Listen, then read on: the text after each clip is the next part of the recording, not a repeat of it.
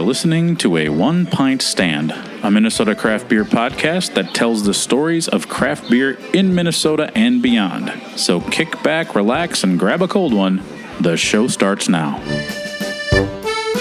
Hello, my name is Dan Bobian, and I write, produce, and host a One Pint Stand. I'm ecstatic that you're listening. This podcast has been a passion project of mine since 2016. On this episode, I went down to the MUSA, that stands for Midwest Unconventional Sports Association, Brewer's Kickball League, to get the lowdown on this summer fun tradition. While most of the teams in the league are affiliated with local craft breweries, you do not need to be a brewer in order to play or work at a brewery. You could be just a fan of a brewery. I tapped into some local players / experts, Charles Meyer and Cable Lefto, to help me do a pregame show. And then it is the main event, the matchup between the Closers, which is a team comprised of Lakes and Legends employees and Clutch Brewing employees. Both of those breweries have closed, hence the name The Closers. And the MUSA Beers, which is a team made up of Dual Citizen Brewing Company and Arbeiter Brewing Company folks. So let's head out to the Rice Arlington ball fields for some Brewers Kickball League action. Cheers. Welcome to an on-location episode of a One Pint Stand. We're here at the Brewers Kickball League at, what are these, the Rice Street Rice fields? and Arlington Fields. Rice and Arlington Fields. I'm being joined by my good friends, Charles Meyer and Cable Lefto. I was going to say, it's going to be really hard to not say his name on this podcast. I'm going to say your name so many times because you're here. I know. We've talked about me being on here, possibly. You're right next to me. So we're here at the kickball game. And so I discovered this phenomenon a couple years ago. But you two have been doing this forever. So for people that don't know, between the both of you, you want to give me the Cliff Notes version of what this Brewers Kickball League is all about? Yeah, Charles Meyer. Yeah, so also I'm Charles Poopy Meyer. Longstocking, just to clarify that. Poopy Longstockings. That's another show for another time. Anyway, MUSA is the organization that puts this on. I think they've been around for like 20 years, but I want to say in about 2018 they started a brewery kickball league. Okay. Just because there was a lot of people that were in the regular league, and they kind of like try to join up and get a bunch of breweries together. Okay.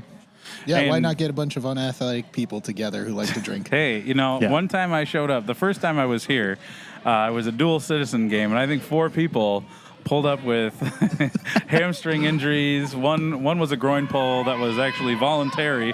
I'm not going to go into that because I think they're still in litigation with the city of St. Paul and the fine of the density of their sand here. But how many teams are in the league? This year it's 6 teams. Normally we have about 8. Okay. Some breweries close. It just kind of depends on who signs up and stuff. Yeah. Well, we've already proved that if your brewery closes, it doesn't matter. You can still have a kickball team. Very true. That's right. Because, so actually, do you each want to say what teams you're a part of this year? We're a part of the same team. Yeah. The same team. You're on the same team. Okay. Yes, we are. The Closers? The Closers. So yes. Closers. Tell me about that. Because that's kind of a cool phoenix rising from the ashes. It's proof that in every there's a silver lining to every cloud. Yeah. So Cable and I both worked at Lakes and Legends, and then last year we closed. Same thing happened with Clutch, where they closed, and this one time I ran into the Clutch people while they were closing and asked me, "You want to join together for kickball next year as the Closers?" And I thought it was a great idea. And I love the name. So the league is made up of people from both of those breweries? Yep. That's exciting. The team. Yeah. The team is made up. Yes, okay. And so every Monday night for the first chunk of the summer, when does the season start and end? Usually it starts in June and ends in like mid to like late July. So they're usually between 6 and 8 games, depending on how many teams are like signed Okay. up. So. One of my favorite things about coming down here is it's right down the hill from my house. So, load up the cooler. This is the first time I've brought the podcasting stuff, but it's working well so far, and my car has not exploded. It's a little bit of Give it time. It's a little bit of a dicey situation. So I had to find my second pair of car keys. They're currently in the ignition. So if somebody goes over there and drives away, well, just it'll be a fun memory. I'll grab onto the mixer so I have it. But yeah, I'm excited that we're able to do this. Now, you are facing off against the dual citizen team. That is correct. That's like the middle, the prime time matchup, 7:30. Yep. That's the slot that gets the big sponsors and everything. I should say something. This is being sponsored by Schweigert Hot Dogs. When you're firing up the grill and putting your meat in a bun, make it a Schweigert. Because if it's not a hot dog, it's just a cold wiener. All right. So what do you look forward to most? It sounds like we're in a wind tunnel. It's a bit gusty tonight. I'm glad I didn't wear my breakaway pants because they'd be flying away. Or making that weird ruffling noise. That's right. We'll start with you, Charles. What's your favorite thing about kickball? I think with this league, it's just how not competitive it is and how fun it is. People just are not serious. You'll have people drinking their beers out on the field. Everybody's just here to have fun, and there's you're hanging out, talking pretty much out throughout the night. Like, Cable and I showed up early, like we kind of normally do, and then people stay late and watch everybody's games. So yeah. It's very much like the beer community where you just now the drinking out on the field. Do you think that's more of a athletic kind of staying hydrated or just social lubrication? Yes. Okay. I'd like to see more baseball players do it. Yeah, exactly. I'd kill to see some basketball where they're drinking. I don't know how they'll do it, but that'd be awesome. Just like hide a cooler behind when they're shooting free throws, everybody pass out. I want them cans in hand, trying to get from one end of the court to the other. Yeah. One thing I like about this league is there's some pretty good rivalries going. Mm-hmm. Now, you all are facing off against Dual Citizen tonight, the closers versus the DCBC team. Now, last week I was here, and oh boy, that's a high drive. The wind is going to play a factor tonight. Somebody's going to jam a fingernail. It's going to be wild. Last week you had probably what was the highlight defensive play of your career, where you threw out fellow BCC member Brian Wu as he tried to score? So that was Calvin that I... Oh, that was Calvin that you got. Okay. Brian Wu's on my team also. Oh, that's right. Okay. But Calvin was filling in for Fair State and was going for a home run, and just like at the last moment, the ball's thrown up here. I was in the middle, and I was able to just snipe him 2 steps before he got to home base. It was amazing. That was a thing of beauty. Have you spoken to Calvin since? Are you on speaking terms, or is this going to be like the Montagues and the Capulets from here on out? Yes, we're on speaking terms. We're on a different kickball team and whatnot. But I did play against him on Thursday against my other league and whatnot, just because we didn't have enough players. That's fun. You're in 2 kickball leagues? Yeah. You are Mr. Kickball. Did you play kickball in high school? No, I did not. If it would have been an option, would you have done so? Oh, 100%, yeah, for sure. Okay, nice. But in previous seasons here, I have played 2 or 3 games, so yeah, straight. You're definitely a warrior. Now, you're not wearing your good luck shirt. What's that? Your colorful one. That's. I would assume that after making a play like that, you would never wash it, and then just keep it that way. He is wearing his good luck ball sock, though. Oh, that's important. Yeah, you never want to be without your ball sock. It's Jorts night, and his are cut off right at a real dangerous point. That's right. Actually, I'm glad you mentioned that. It's time for our second sponsor, Banana Hammock Ball Socks. You want to stay warm, but also keep things close to the vest, if you know what I mean. So, at all your sporting goods stores, you can find Banana Hammock Ball Socks.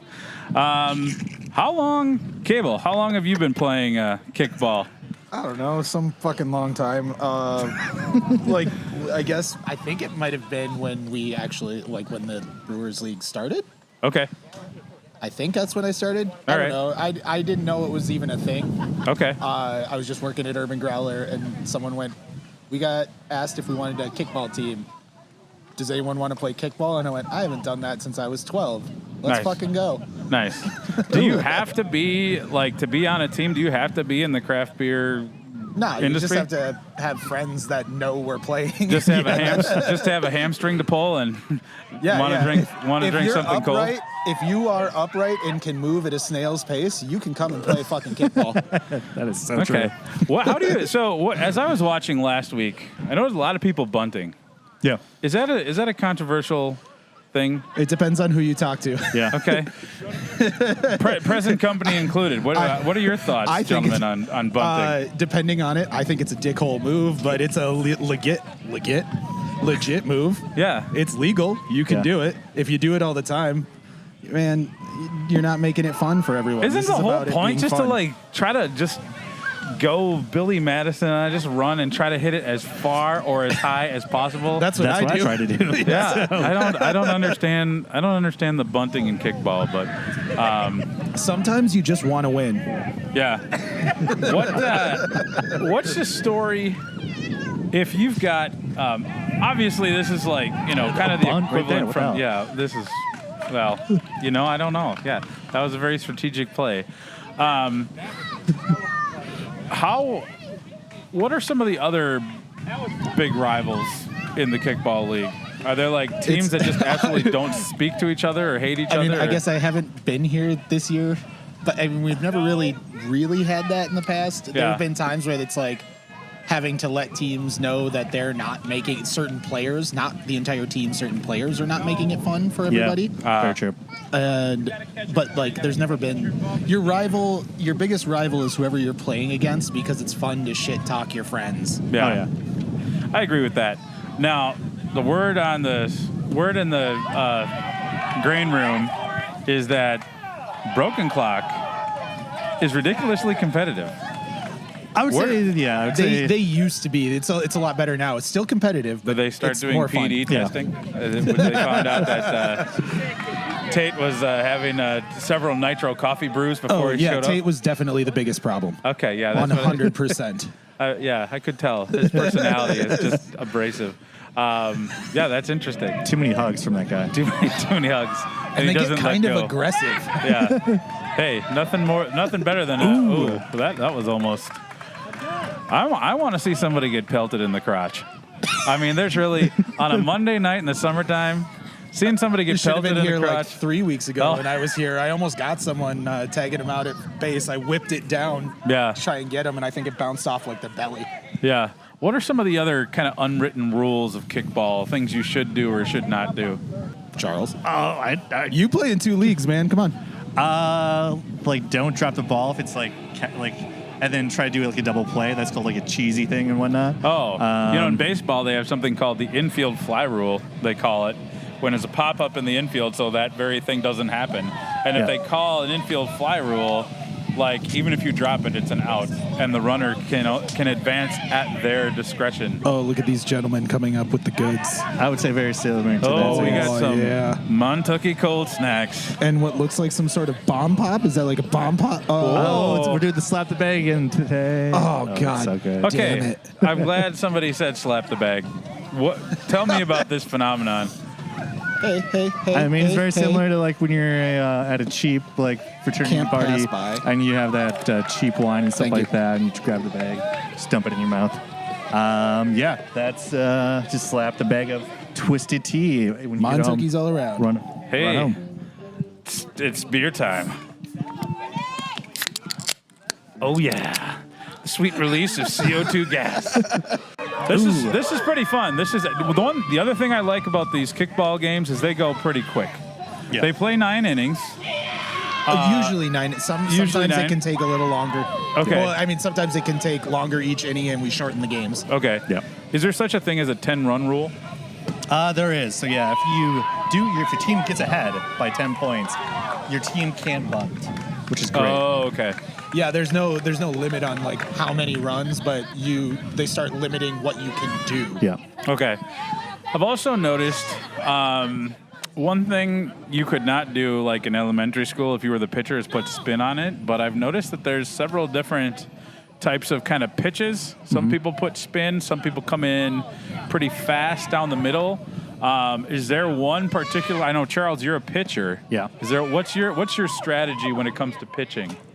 Just pitch well. I don't know.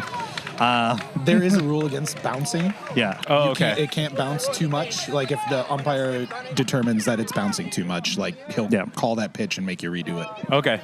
And you can only have one foul ball, and then if you foul another time, it's an automatic strikeout. Yep. So the balls and fouls are like one short compared to like baseball rules. Baseball. So you get 3 balls and 2 strikes, basically, to work with. Yeah. Okay. Interesting. Do you have any type of preparation before the game? I usually drink a beer. Okay. And I usually give Tyler crap and also give him a beer. crap, so. like he dropped his pen behind the fence. Jesus Christ, Tyler. We're literally on the air for 3 people, and you're asking us to pick up your pencil. We are live, goddammit. That's right. Sure. This is going out to all 7 listeners. Actually, no, 6, because you're here. You're usually one of the listeners. No, so are you. Shit, this is going out to 5 listeners. We just ruined all your analytics. I don't think that McDonald's is going to want to sponsor me now. Even though I never go anywhere without chicken nuggets in my pants. It's important to keep the umpire hydrated. I just saw that AD just handed him a Montucky cold snack. Is there an advantage to being a left-footed? I don't think so. I think it just depends on How good are you at kickball, I guess? Yeah. If you're really pointed and really good, Now, I bet there could be. The Barrel Theory team last week, they looked like they were at an audition. they were. I saw some baseball pants. Is there kind of like what's the normal getup? I see that Cable's wearing cutoff jeans. Well, it's jorts night. Yeah. Our team has jorts night. themes. Oh, that's right. And Charles isn't wearing his fucking jorts yet. they're in my bag. But yeah, They're in your Maybe bag, they're but underneath not and they're on bikini you. style. Maybe just let them I'll put them unveil. on right now if you want me to. I'll just change my pants live on air. That's not great. There are kids around, Charles. That's very true. And that brings me to my next sponsor. No, I'm just kidding. Breakaway pants for those odd moments in J.C. Penney's where you don't want to save money, but you do want to know what it's like to be frisked by a stranger. So we're having a good time now. These Montucky cold snacks are right on time because I was mightily parched. Oh, that's an error. All right. Well, thanks. Any fun? So you said you just crack a beer. Yeah. Do you do any stretching? Of course. I feel like if you're over 30 years old, you have to stretch. Yeah. I disagree. Unless you hate your body. Yes. Well, Cable is a. I stretch, but I'm disagreeing with Charles on principle. Yeah. Of course it is. That's good. Yeah. I mean, it's kind of a We're wide podcasting, Lauren. a wide range of athletic skill, and really, I mean, kickball is for everybody. Oh, 100%. You know. And I feel like this is one of those activities where it's like probably the more serious you take it, probably not as good. I love it when like somebody is out here just not caring, and they just like they're awesome. They get a home run. I mean, I think it's if you're matching everyone else's energy. If no one else is taking it serious and you take it serious, then you're going to ruin the fun. Oh, Yeah. yeah, 100%. But if everyone's taking it serious, then that's going to be fun for them. Yeah, right. That's a good point. Charles, I noticed last week you were in charge of walk-up music. Yes. What's your walk-up song? So I've been kind of changing it, but I'm going to put it back to Land Back by The Hallucination. Ah. So, Did I ever change mine? no. Anytime you showed up, I just have it as you just play Bad Blood by Taylor Swift. Yeah. I'll give you 50. Taylor's version, obviously. I'll give you Yeah, $50 of course. to do I Kendrick Feel version is Pretty great, from but- West Side Story for every time he comes up. That would be just dynamic. And you come out, little tap dance. For Cable? Shake your money maker. I'll do that for sure. Yeah. All right. Well, we're going to like take my a break. Taylor Swift. When we come back, I'm going to be doing the play-by-play for the Closers versus the Dual Citizen. We're going to have Dan shotgun like 6 Montuckies so that the play-by-play is extra fun. Well, he's going to have to slap the bag first before he Well, does yeah, that. it's of course that's part of it. That's absolutely Yeah. Bring a bag of tea? Gotta right there. Gotta loosen up. Yeah, DD. Jesus giblets. We're doing this shit again? Of course. All right. That's what it's all about. I'm about to go slap the bag. He's gonna a lot of bag slapping here at the Rice Arlington Bag kickball slapping field. and ball kicking. All right, when we come back, I'll be doing the play-by-play for the Closers versus the Dual Citizen Brewing Company. This is a one-pint stand here live at Brewers League Kickball. Cheers. Cheers. Hey, thank you so much for listening. Hopefully you're enjoying a one-pint stand. My aim is to help spread the word about craft beer. Enjoying craft beer is a passion of mine, and I love chatting about it with other people. A one-pint stand has a goal of helping breweries tell their stories. I love to get out in and beyond Minnesota to visit breweries, beer bars, and meet other interesting beer people. If you are into those things, you're probably going to want to keep tabs on the show. So go ahead and follow a one-pint stand on Instagram, Facebook, and Twitter. I also recently started a TikTok account because I was tired of Charles calling me a boomer for not having one.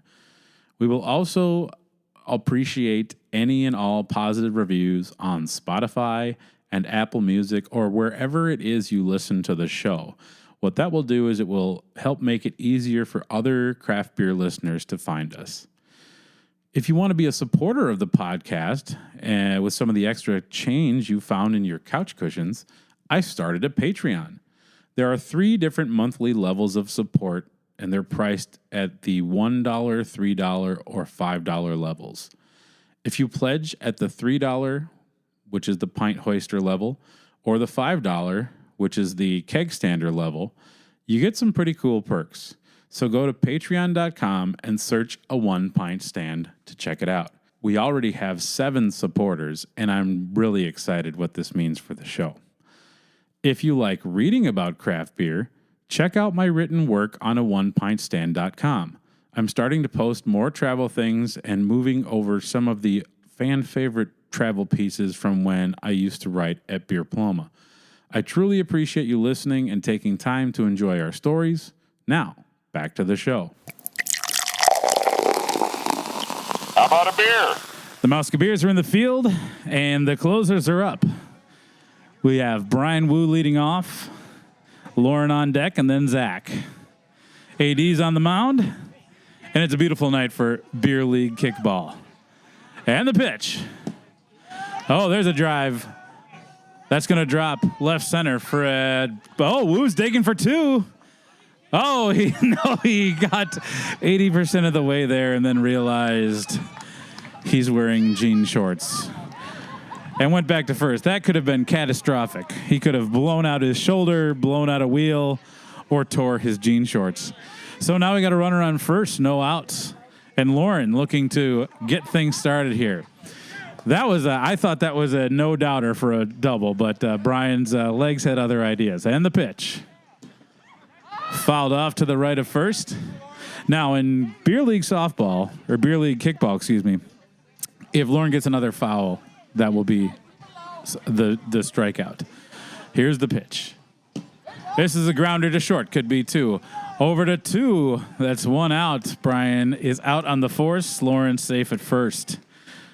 That brings up Zach. We got 1 out. The closer's looking to get things started. It's jorts night, folks. So everybody is wearing jean shorts. It's very exciting. Zach is pacing back and forth. I don't know if there's much strategy, but looks like there's a lot of real estate out behind second base.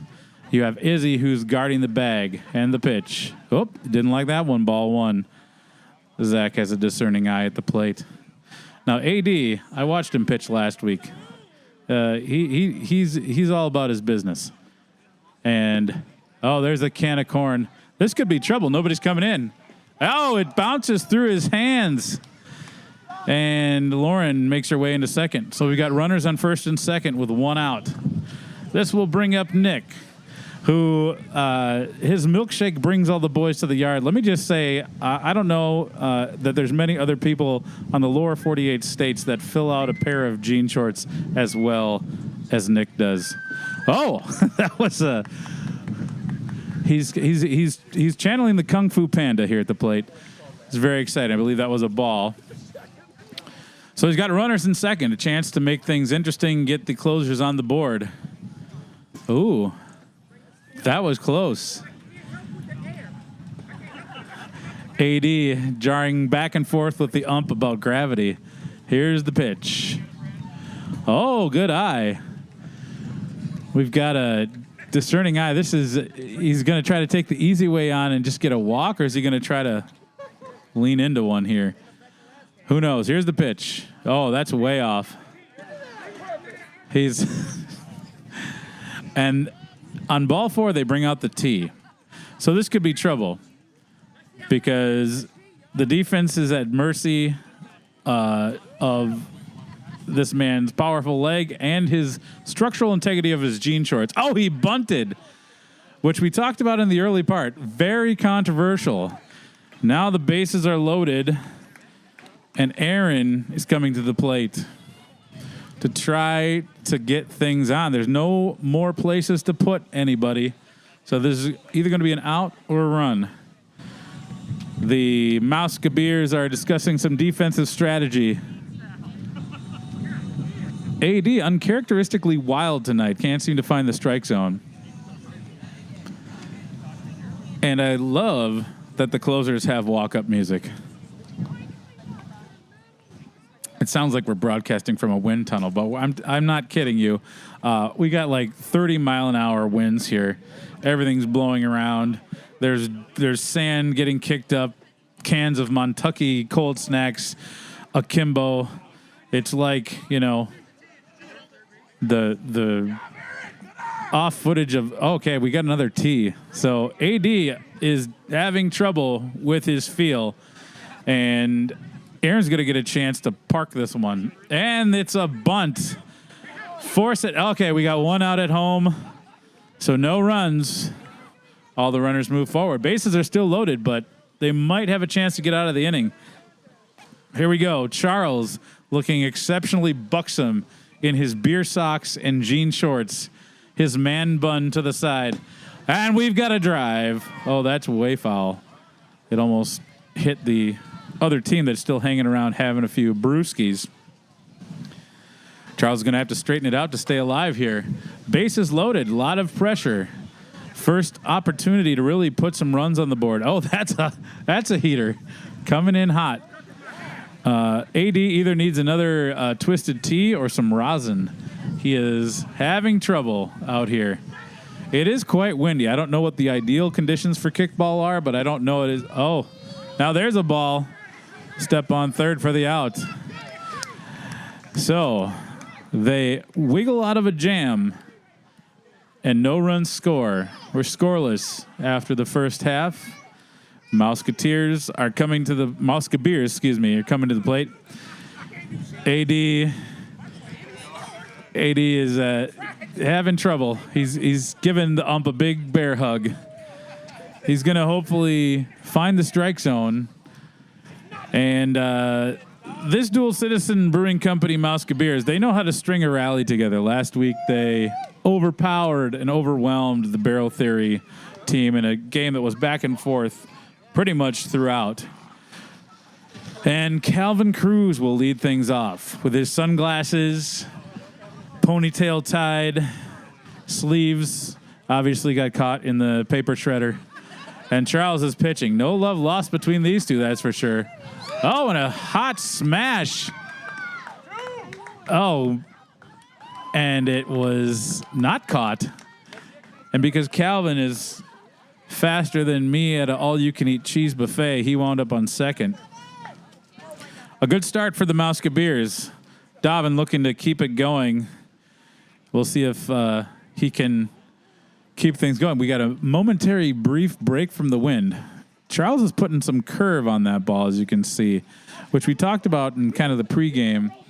I don't know what the strategy is, but I do know that, a little English on the ball makes it harder.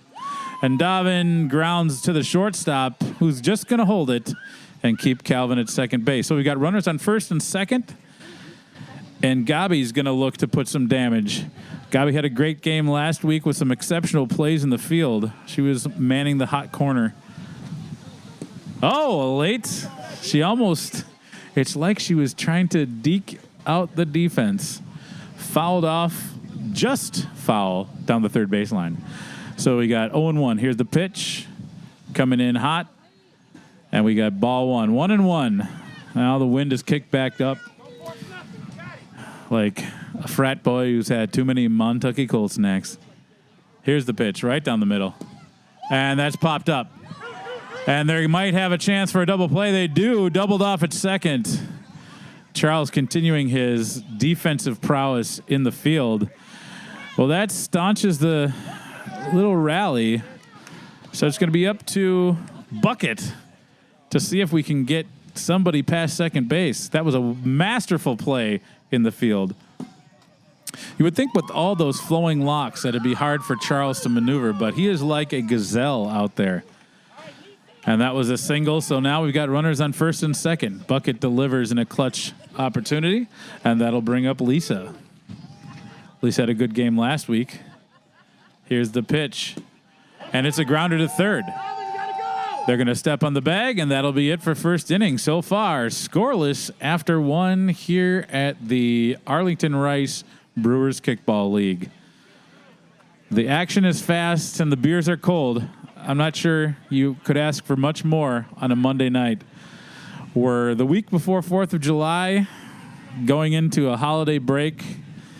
Teams are going to leave it all out here on the field. Nobody's going to play like they've got a game tomorrow. So, all right, now we've got Drew to lead things off for the closers.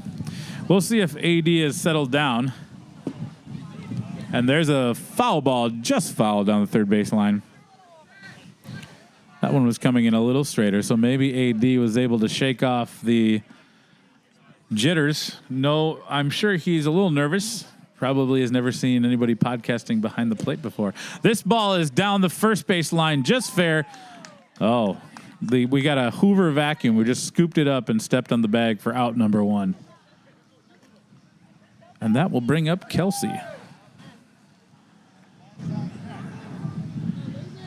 Kelsey, a former Clutch employee, over to first, ground ball, steps on the bag, give it to the Floby first baseman, just gobbling up those ground balls. All right, Glenn, let's see if we can keep the inning going. Oh, just foul. Glenn was looking to do a little chicanery, kind of like a bunt that got popped up. There's nothing more embarrassing than bunting and having the catcher grab it. Oh, that's a foul. And that will be it. So 3 up, 3 down. The Mouseketeers looking exceptionally crisp on defense after that half inning. Clearly, whatever was plaguing AD in the first inning did not continue because those pitches were perfect. And the defense backed them up. All right. We got the bottom of the second inning. The wind is pelting me like a hailstorm in Montana.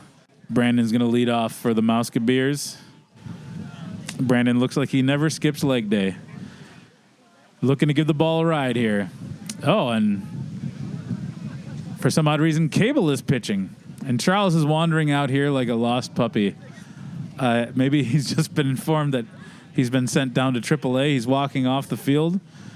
Maybe it's his turn to sit down and grab a few sips of a beer.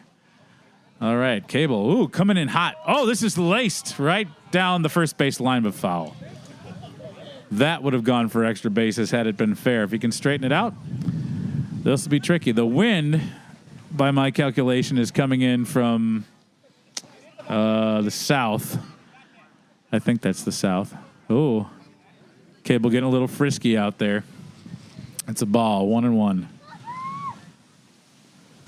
Now, Cable has had a storied brewing career. Started out working at Urban Growler, then became a brewer at... Oh, my God. This is a fly ball. Oh. I don't know if they called it or not, but that could have been trouble. But the guy with the red clutch shirt took control and made the out. AD, I think he's going to put off switching to decaf until next week. He's an animated fella out here. Every team needs an AD. Keeps people loose, keeps people laughing. All right. Dana, just and the pitch. Our updated lineup. Oh, shit! Oh, call it if you got it. And that's no man's land trouble.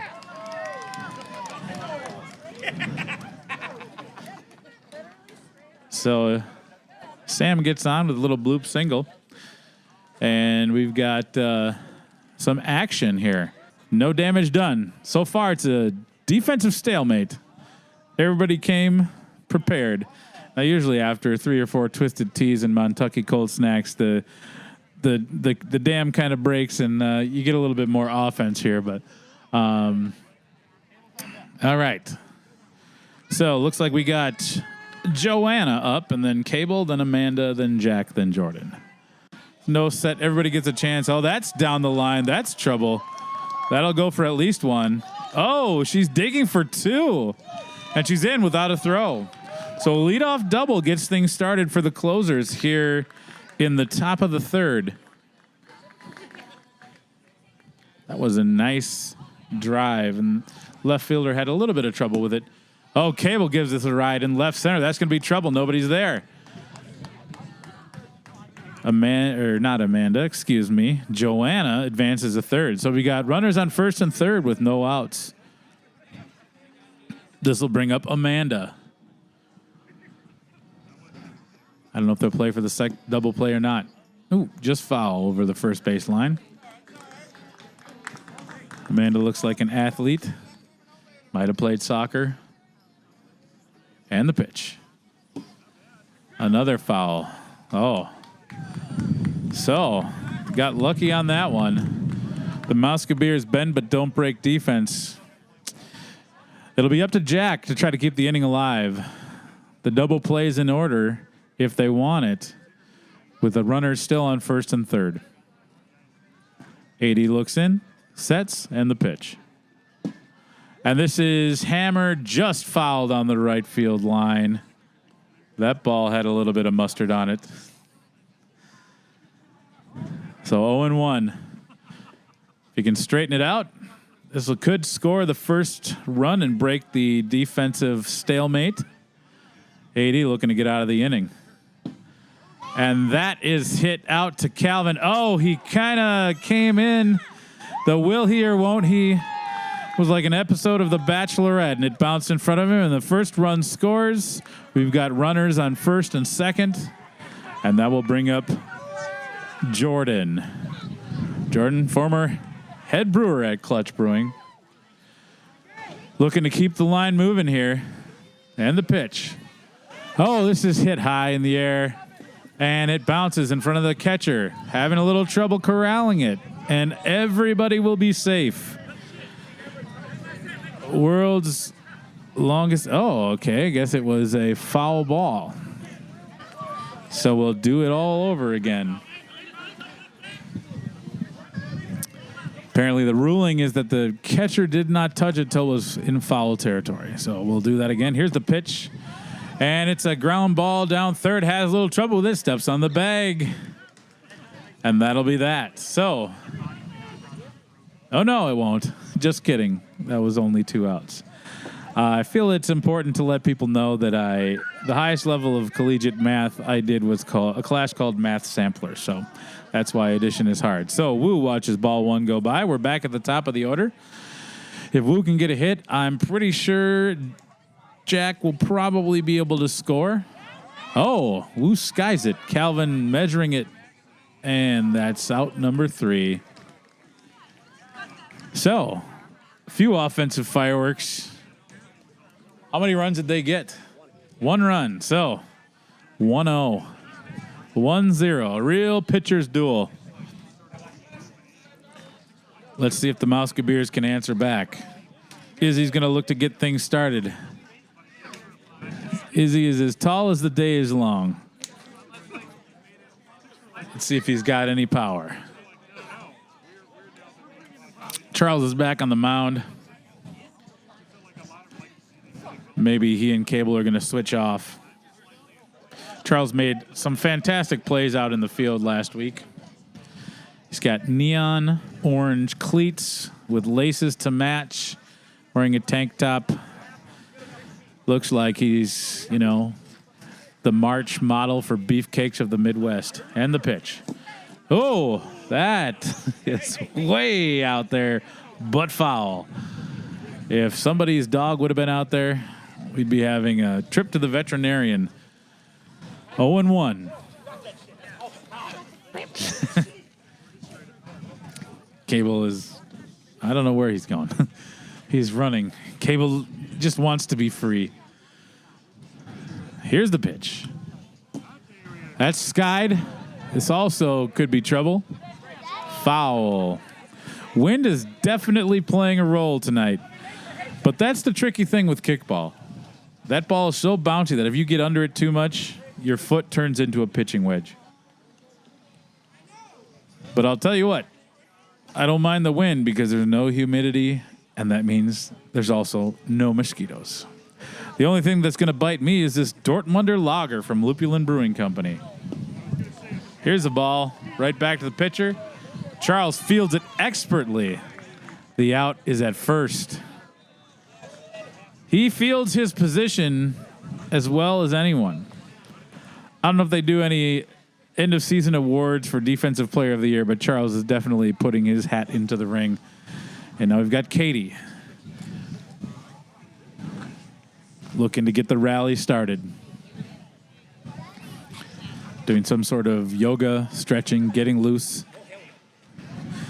Fun fact about Katie is she has been to numerous Bruce Springsteen concerts. A big fan of the boss. And let's see if she's born to run on this one because she laced it down the third base line. Third baseman couldn't handle it, and that's a single. And this will bring up Andrew. So the Musketeers, they like to keep some good hitters down at the bottom of the lineup. We'll see if Andrew can get something going here. We got a runner in first and one out. Andrew knows how to give the ball a ride. And Katie's got some wheels. So Charles better put his best spin on this ball. And that's ball 2.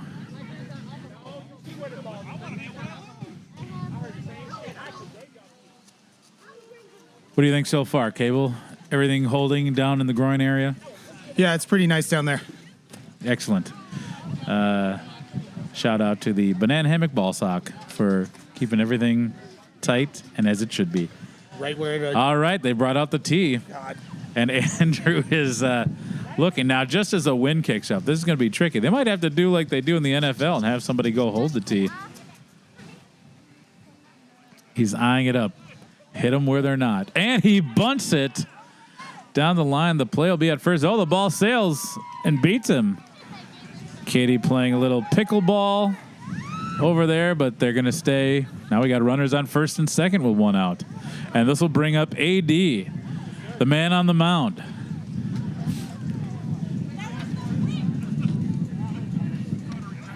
No love lost between these two. Oh, he's shaking his moneymaker. There we go. Ball 1. He's looking to get in the pitcher's head. It's like AD's playing chess and they're playing checkers.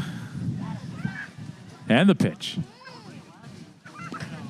Oh, he tried to get a little fancy. Gave him a little Heisman pose and went off the side of his foot for a foul.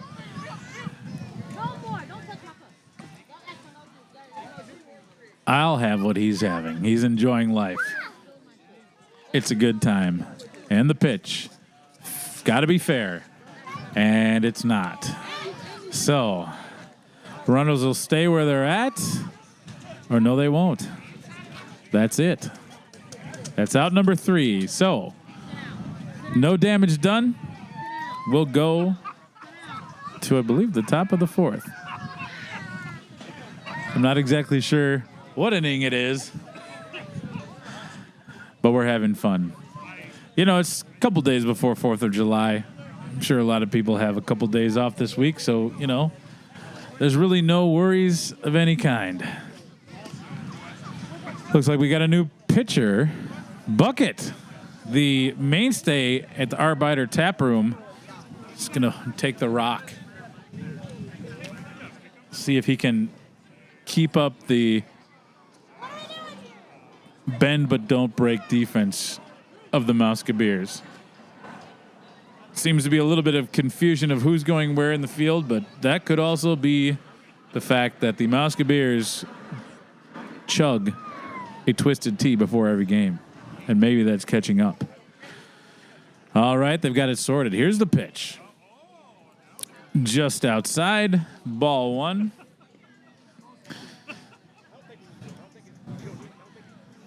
Lauren is wearing a very stylish Kona Brewing tank top. And there's a drive out to left. That could be trouble. Oh, it bounces off Gabi's chin. And Lauren is on first. So we've got our first duck on the pond here. Zach is... Oh, they were down a fielder. Maybe that's how that snuck in. It's a different alignment here. I believe I saw this played first on the 88 Dutch team in the World Cup. They got a 4-4-2.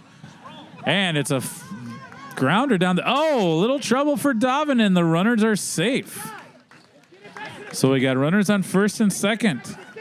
Closers knocking on the door here of another rally. It'll be up to Nick. Outside.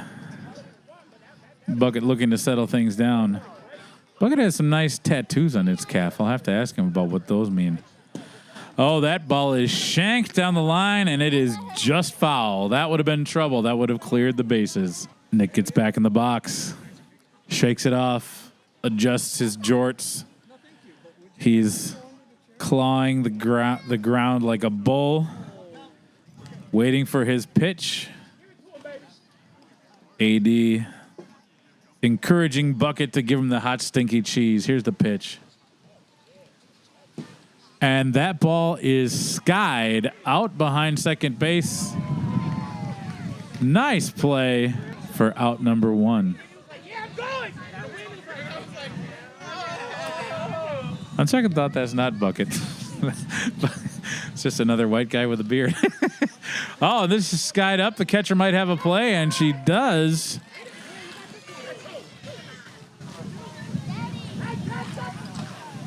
And they don't know that there's 2 outs. So just like that, they went from having a good situation to Charles being the last hope to keep this inning alive.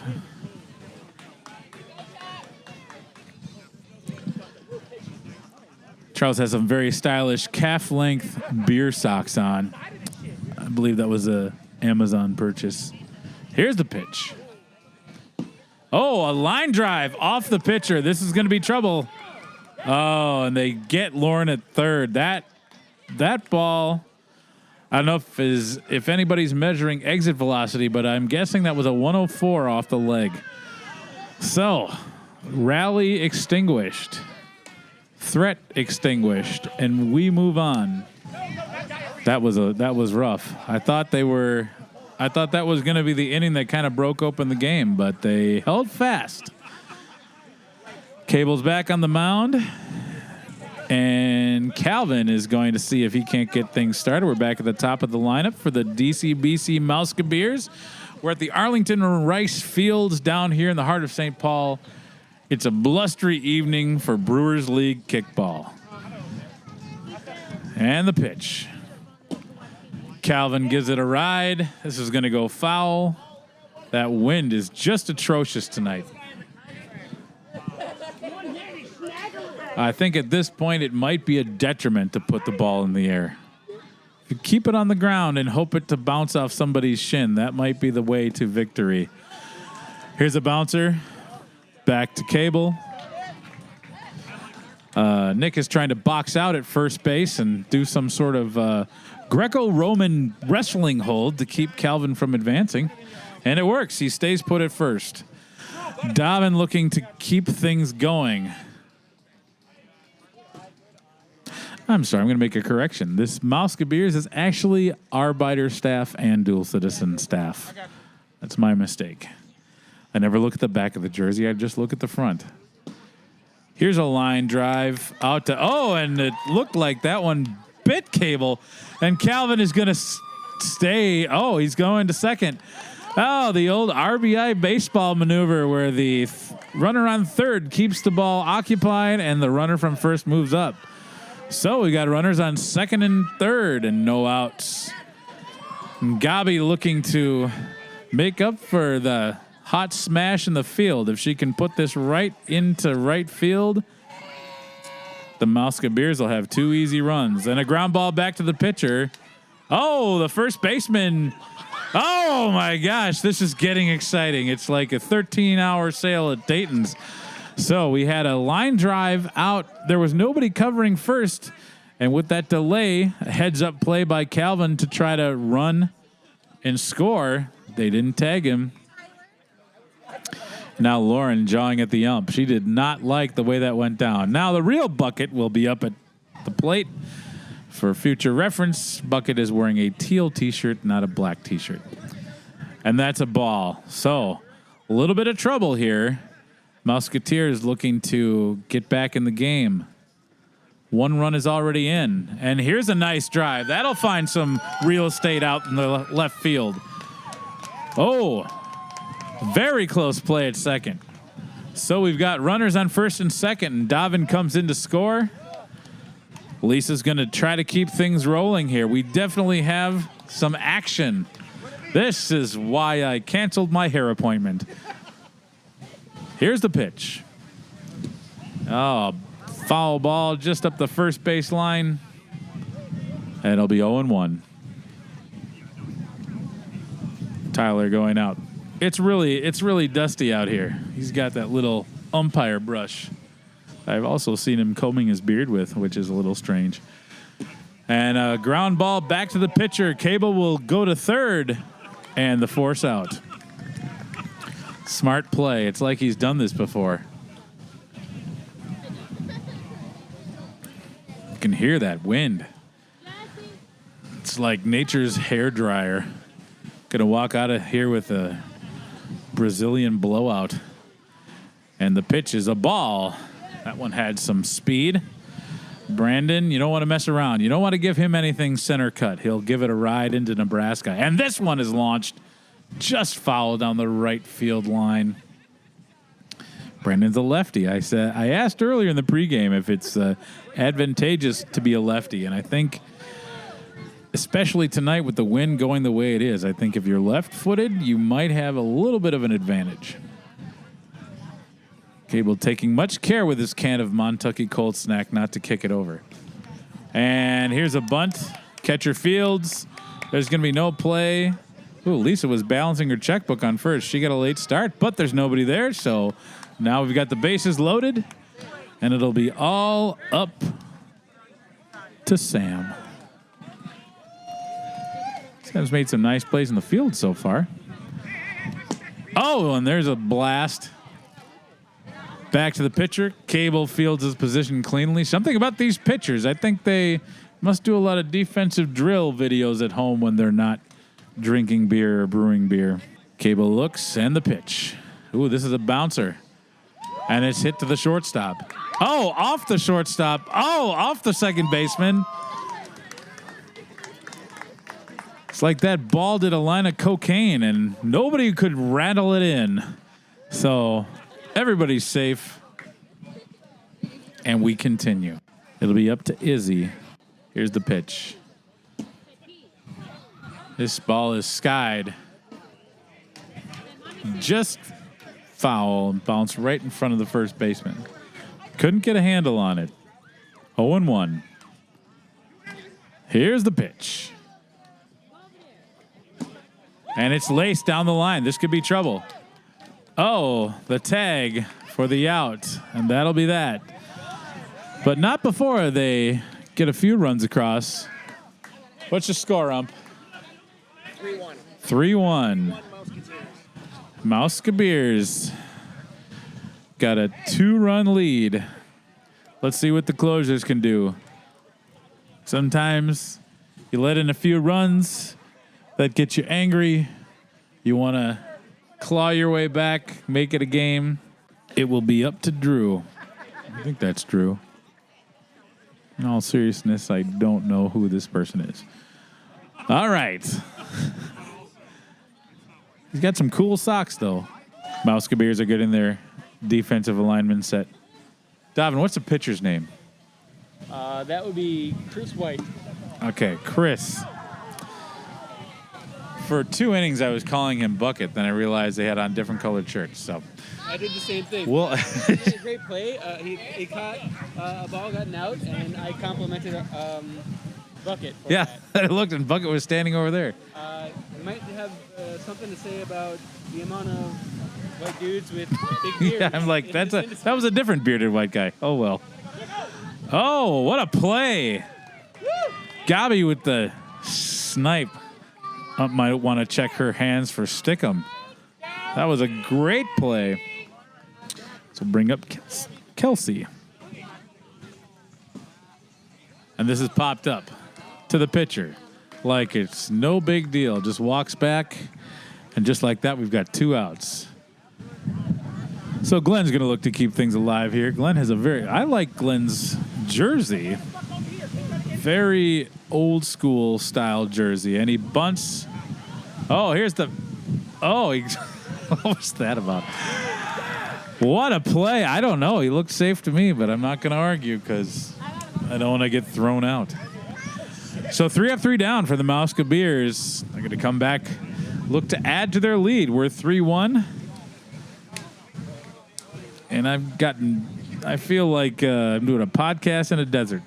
I should have worn my sunglasses. It is windy and sandy. Hey, we need to get the fucking guy who's running a podcast a fucking beer. He needs That's a right. fucking beer. That's right. AD firing up the troops. Making sure that my voice stays Give him a hydrated. fucking beer. Hey, thank you, sir. Ooh, yeah. Dual citizen. Dreaming with their heads cut off. Pacific Northwest IPA. That'll do. Here's the pitch. And this ball is just jacked but foul. Story of everybody's life tonight. I don't know who's drawing up the defensive alignment for the closers, but I would park somebody just right out there in foul territory, and they would get out after out after out. He tries to go the other direction, but same result. Another strikeout by foul. These foul balls have snuffed out more rallies than any defensive plays. That'll bring up Katie. A unique thing about the MUSA Bears is their bottom of the lineup is probably just as good as their top of the lineup, which causes some problems for opposing pitchers. That ball's outside. Charles is trying to find the plate. I'm trying to find my second beer. All is good with the world. And the pitch. And this ball's bounced out to... just perfect play. Charles doesn't miss a beat when he's in the field. And that'll be out number 2. So Andrew comes to the plate. Here's the pitch.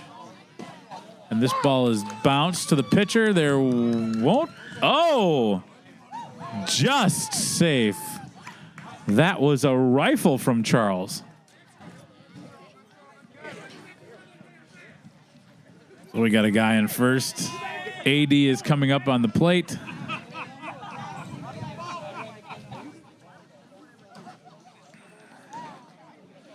Ooh, Charles is lifting up his shirt, rubbing his lucky third nipple. I don't know about... Oh, hey, thank you, sir. Oh, it's a rude awakening.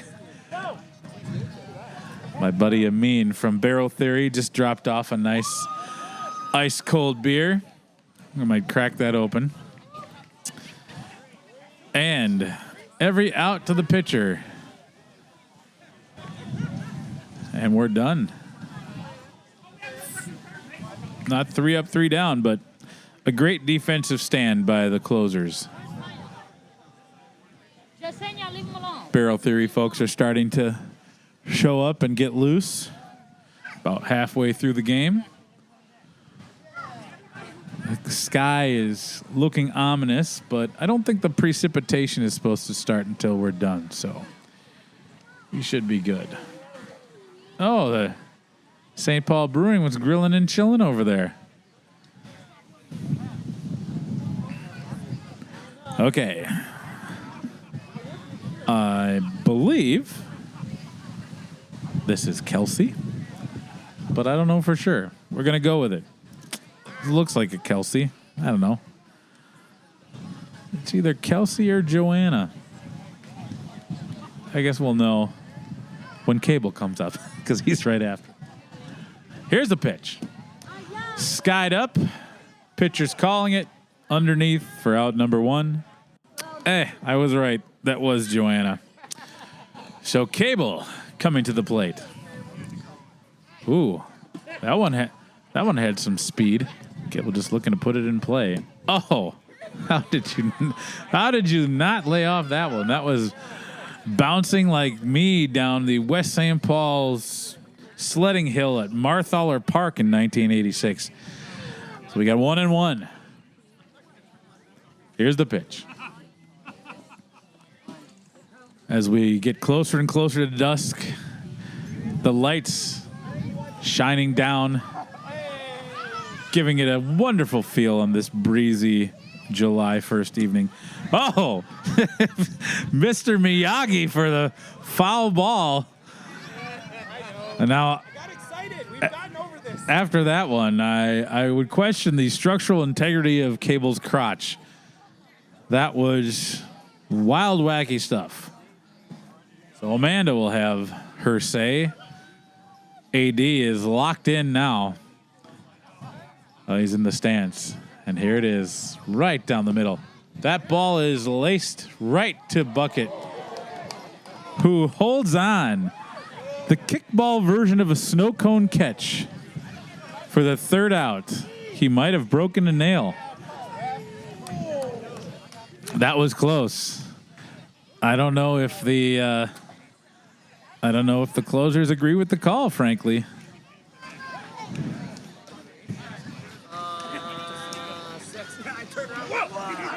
So we're at the top of the 6th. They need a defensive stop, and then they need some runs if they want to make it a ball game. Still 3-1. Unlike the kickball games at the recess on the playground at Garlow Elementary, this is uncharacteristically low scoring for a kickball. If I'm being honest, I always preferred kickball indoors at the Francis M. Grass Red Gym. If you kicked it just right above the bleachers, an automatic home run. Here's the pitch. Calvin squares it up, and that is hit a country mile, but in the wrong direction. Foul ball.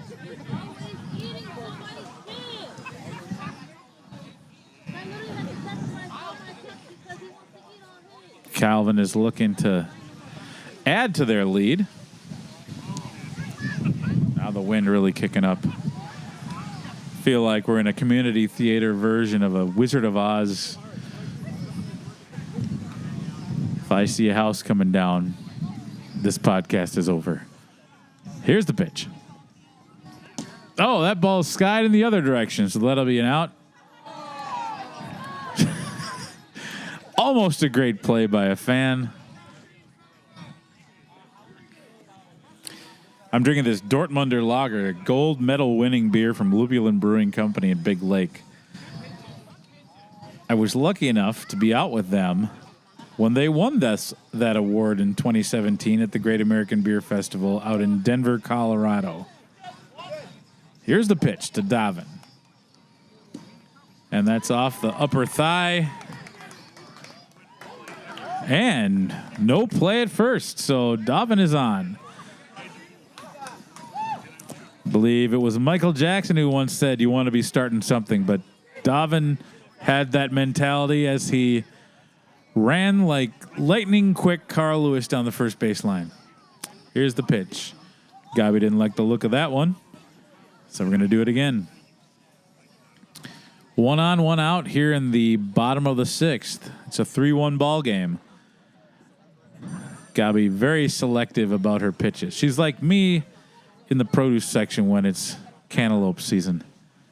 Here's the pitch. Oh, we're getting dangerously close to the tee. And here it comes.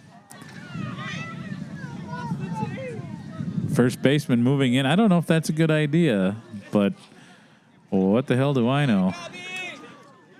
Gabby surveys the field and cranks it up.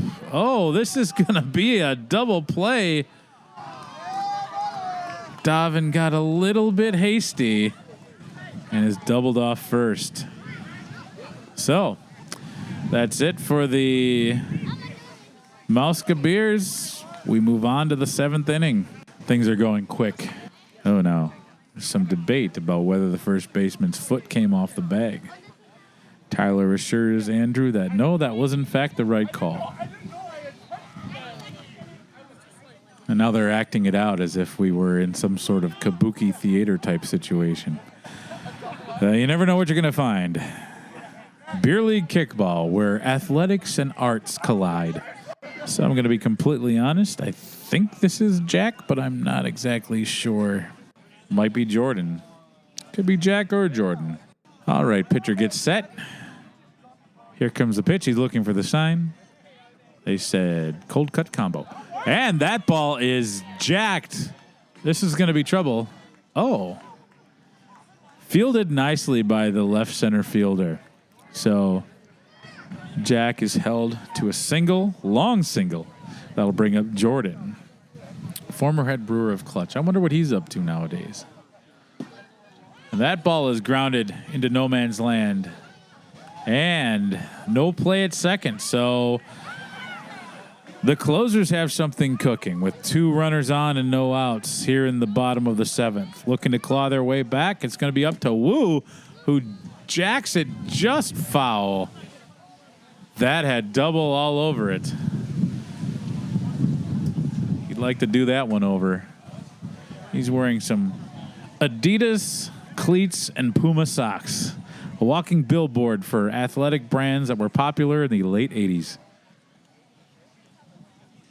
He's getting some trash talk from the catcher. Here it comes. This ball is skied out to shortstop. Buckets wheeling. Oh, and his hat comes off and the ball comes out. So Brian will be safe at first. Jordan moves to second and Jack moves to third. It's going to be all up to Lauren now with bases loaded and nobody out. This could be the opportunity that the closers need to get back in this ball game. In the bottom of the 7th with no outs and the bases loaded.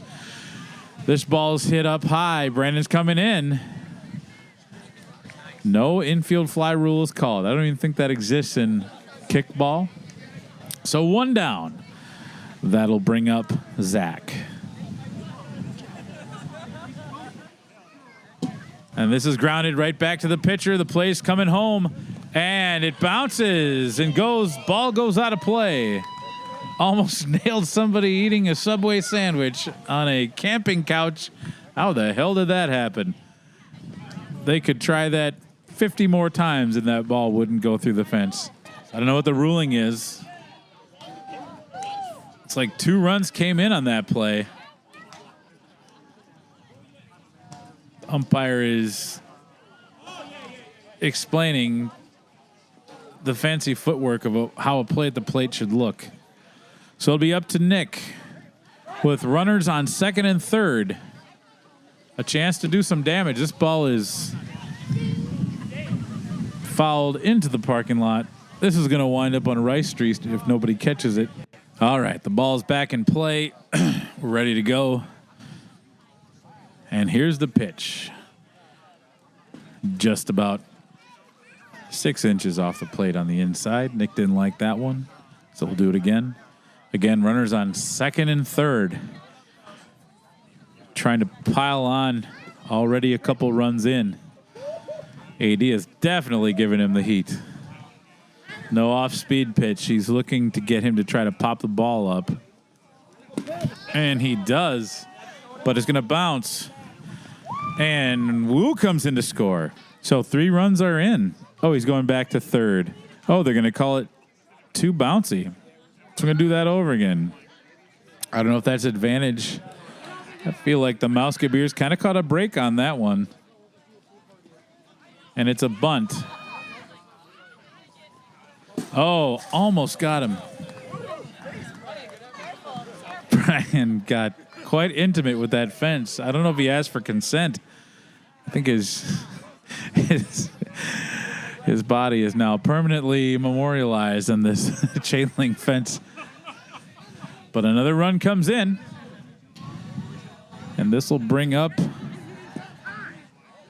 Lauren.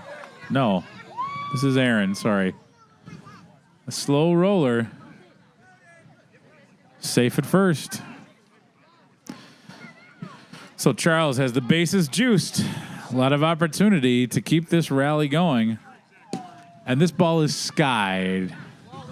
Foul territory.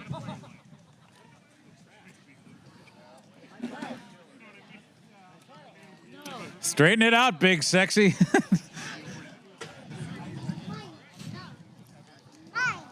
This ball has to be fair. Oh, and it's not. So Charles bowls out. Fouls out. Unfortunate.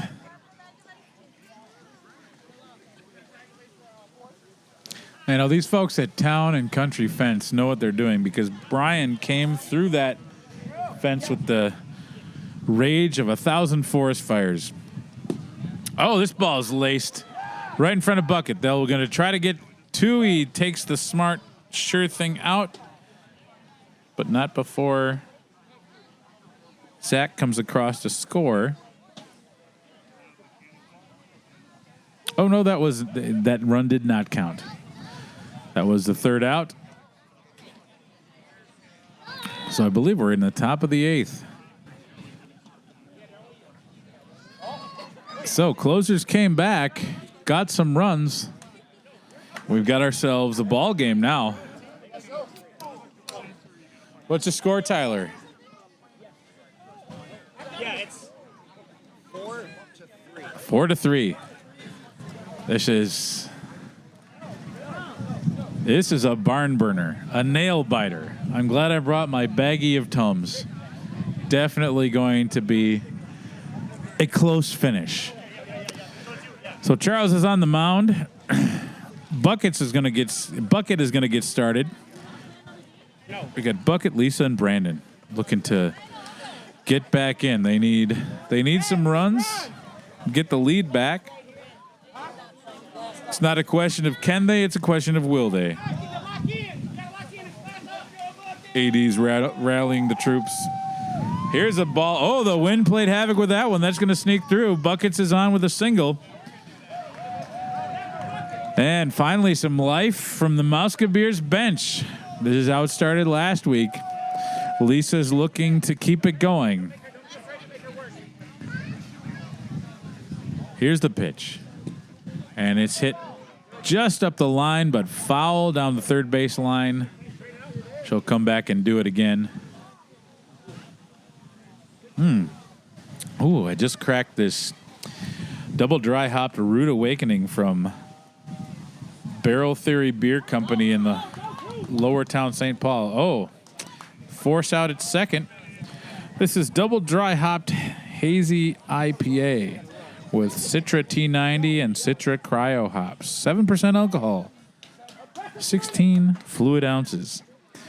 The can art looks like one of those things that I don't remember what these were called, but it was like a prismy thing that you held up to the light and you'd see all sorts of colors when you didn't have cable television. So it was the most fun you had. Now, Brandon, great play. Just where the dirt meets the grass behind second.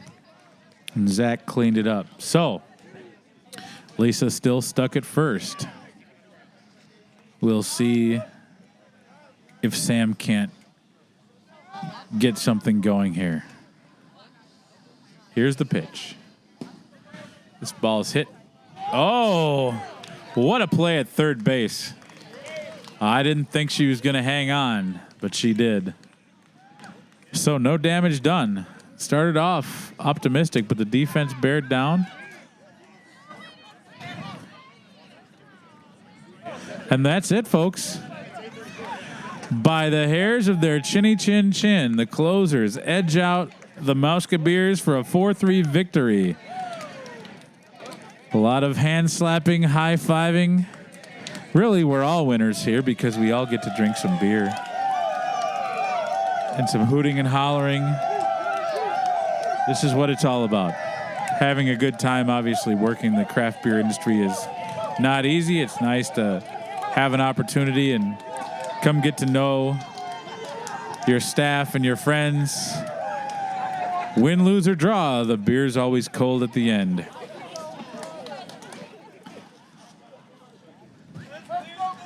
So, 4-3, a tough one. The MUSA Beers looking dejected. Conversely, the closers, very jovial after a nice win of fundamental kickball. So that's going to be it from the Arlington Rice Fields here in St. Paul. The closers prevail by a score of 4-3. This has been an on-location episode of a One Pint Stand. Cheers. I'm going to be honest. My dream growing up was to be a sportscaster for baseball games. I've wanted to do a show like this for a long time, and figuring out the logistics took a while, but we finally made it a reality. In addition to recording some fun content, I'm happy to report that my car was not stolen, despite the fact that the keys were in the ignition for over 2 hours. I want to thank Charles and Cable for joining me and the generous people there for making sure I stayed hydrated with some of those delicious beers. I also want to thank MUSA for providing such a wonderful way for breweries to build camaraderie and test the structural limits of their quadriceps on a weekly basis. I should mention that there are fall leagues that are open for registration currently. So if you want to field a team, head to musasports.com/Twin Cities and inquire about how to register a team. Spots are filling up fast for fall ball. And I'll put that link in the show description on Spotify. But it's musasports.com/Twin Cities. Now, earlier in the episode, I mentioned that a One Pint Stand started a Patreon. Well, one of the perks of the Keg Stander supporter level is a personal thanks to those who became members. I want to give a huge thank you from the bottom of my glass and heart to our now 5 awesome Keg Stander supporters: Daniel Fisher, Todd Fitzloff, Brent Newman, Bree Smith, and Sarah Cry-Valento. I'm flattered that you chose to support the show in the way that you have. You are all incredibly generous, and I hope that you know how much this means to me. I honestly didn't think I would get anyone to contribute to the Keg Stander level right away, and you amazing folks totally shell-shocked me with your amazing act of support. Thank you a million times over for being so wonderful. You'll notice that we don't have a sponsor for this episode. Well, I'm hoping to change that.